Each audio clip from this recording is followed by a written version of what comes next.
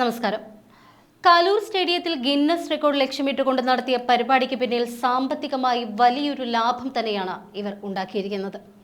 ഒരു സുരക്ഷയും ഉറപ്പാക്കാതെ event management company ഉണ്ടാക്കിയത് കോടികളാണ്. ഈ പരിപാടിയിൽ പങ്കെടുത്തത് 5100 രൂപ നൽകിയാണ് എന്ന ഒരു നർത്തകിയുടെ വെളിപ്പെടുത്തലും പുറത്തു വന്നു കഴിഞ്ഞു.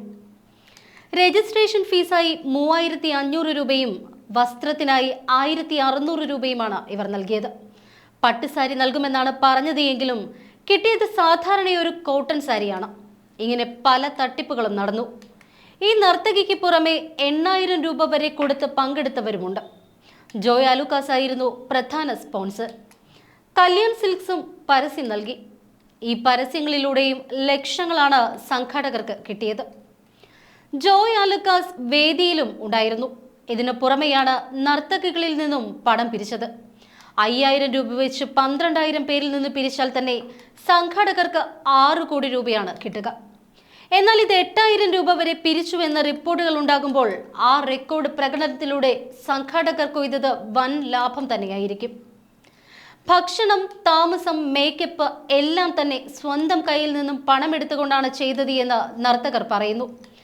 ഗിന്നസ് റെക്കോർഡ് സർട്ടിഫിക്കറ്റ് കിട്ടുമെന്ന പ്രതീക്ഷയിലാണ് പരിപാടിയിൽ പങ്കെടുക്കാൻ തീരുമാനിച്ചത് എന്നും, എന്നാൽ സംഘാടനത്തിൽ പിഴവ് ബോധ്യപ്പെട്ടത് ഉമ്മ തോമസിന് പരിക്കേറ്റപ്പോഴാണ് എന്നും പറഞ്ഞ നർത്തകി പിന്നീട് പരിപാടിയിൽ പങ്കെടുത്തില്ല എന്നും പറഞ്ഞു. അതായത് 12000-ൽ 1 കുറവായിരുന്നു. ദിവ്യ ഉണ്ണിയെ മുൻനിർത്തിക്കൊണ്ടായിരുന്നു പരിപാടി സംഘടിപ്പിച്ചത്. ചെറുതും വലുതുമായ നിരവധി സ്പോൺസർമാരും ഉണ്ടായിരുന്നു. വലിയ സംഗീത നിശയും നടത്തി. ഉമ്മ തോമസിന് ഗുരുതര പരിക്കേറ്റിട്ടും പരിപാടികളിലൊന്നും തന്നെ മാറ്റം വന്നില്ല. ആവശ്യം തെല്ലും കുറഞ്ഞതുമില്ല. പ്രമുഖ വസ്ത്രശാല പാർട്ട്ണറാണ് എന്നും അതുകൊണ്ട് തന്നെ മുന്തിയ ഇനം സാരി കിട്ടുമെന്നും നർത്തകരെ സംഘാടകർ പറഞ്ഞു പറ്റിക്കുകയായിരുന്നു. ഇങ്ങനെ കോടികൾ ഉണ്ടാക്കുന്ന തട്ടിപ്പ് ഇവന്റ് മാനേജ്മെന്റ് ഗ്രൂപ്പുകൾ കേരളത്തിൽ ഇപ്പോൾ സജീവമാണ്. നർത്തകർക്ക് കോട്ടൺ സാരി വിറ്റത് വസ്ത്രശാല പണം വാങ്ങിയാണോ എന്നത് ഇനിയും വ്യക്തമല്ല. താൻ മുൻപും റെക്കോർഡ് ലക്ഷ്യമിട്ട് നടത്തിയ പല പരിപാടിയിലും പങ്കെടുത്തിട്ടുണ്ട് എങ്കിലും അതിലൊന്നും തന്നെ ഇത്രയധികം പണം ആവശ്യപ്പെട്ടിരുന്നില്ല എന്ന് ആ നർത്തകി പറയുന്നു. സംഗീതജ്ഞനായ തന്റെ ഭർത്താവ് പങ്കെടുത്ത പരിപാടികളിലും ഈ നിലയിൽ പണമൊന്നും ആവശ്യപ്പെട്ടിരുന്നില്ല. അമ്മയുടെ നിർബന്ധപ്രകാരമാണ് പണം കൊടുത്തത്. എന്നാൽ ഇന്നലെ നടന്ന പരിപാടിയുടെ സമയക്രമം പലപ്പോഴായി മാറ്റി. ഇതിലേക്ക് കൂടുതൽ നർത്തകരെ പങ്കെടുപ്പിക്കുന്ന നൃത്ത അധ്യാപകർക്ക് ഗോൾഡ് കോയിൻ വരെ വാഗ്ദാനം ചെയ്തിരുന്നുവെന്നും ഇവർ ആരോപിക്കുന്നു. നൃത്താധ്യാപകർ കുട്ടികളെ പരിപാടിയിൽ പങ്കെടുപ്പിക്കാൻ എത്തിച്ചത് ഇങ്ങനെയാണ് എന്നും അവർ പറഞ്ഞു. മൃദംഗനാഥം എന്ന പേരിൽ പ്രശസ്ത നടി ദിവ്യ ഉണ്ണിയുടെ നേതൃത്വത്തിലാണ് നൃത്ത പരിപാടി സംഘടിപ്പിച്ചത്. ഗിന്നസ് റെക്കോർഡ് ലക്ഷ്യമിട്ടുകൊണ്ട് നടത്തിയ പരിപാടിയിൽ കേരളത്തിന് പുറമെ വിവിധ രാജ്യങ്ങളിൽ നിന്നടക്കം നർത്തകർ പങ്കെടുത്തിരുന്നു. മൃദംഗനാഥത്തിൽ പങ്കാളികളായ ഗുരുക്കന്മാരുടെ കീഴിൽ ഭരതനാട്യം അഭ്യസിച്ചു കൊണ്ടുവന്ന 12000 നർത്തകരാണ് നൃത്തം ചെയ്തത്. 1 മാസത്തോളം നീണ്ട പരിശീലനത്തിനൊടുവിലാണ് ഇന്നലെ പരിപാടിയിൽ നർത്തകർ പങ്കെടുത്തത്.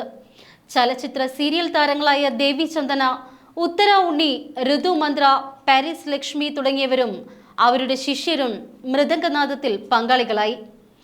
കൈതപ്രം ദാമോദരൻ നമ്പൂതിരിയാണ് 8 മിനിറ്റ് നീണ്ട നൃത്ത പരിപാടിയുടെ ഗാനം രചിച്ചത്. ദീപാങ്കുരൻ സംഗീത സംവിധാനം നിർവഹിച്ച ഗാനം അനൂപ് ശങ്കറാണ് ആലപിച്ചത്.